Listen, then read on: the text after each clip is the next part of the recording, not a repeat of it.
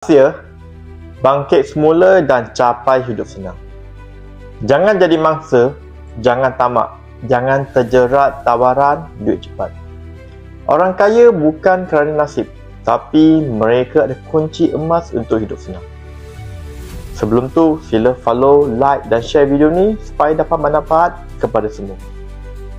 Kalau hidup tengah jatuh, duit makin kurang, peluang makin sempit, jangan putus asa.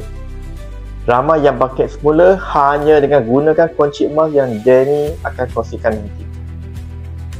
Apa yang perlu dibuat? Nombor 1, jaga penampilan walaupun susah. Orang akan nilai kita dari rupa.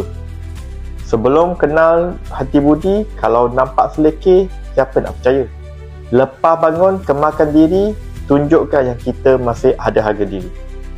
Nombor 2, senyum walaupun hati luka. Orang tak suka mendekati mereka yang asyik bermasam muka dan senyuman. Peluang boleh datang tanpa disangka. Nombor 3, sabar dan kawal emosi. Emosi marah tu musuh rezeki. Setiap kali nak marah, tarik nafas dulu. Ingat, hidup ni terlalu singkat untuk dibazirkan dengan kemarahan.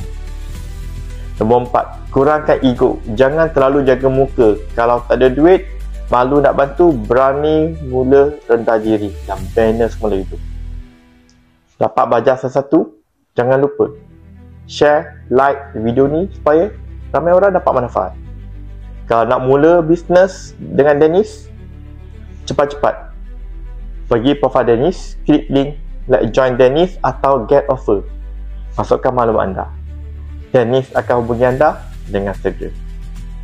Let's join Dennis.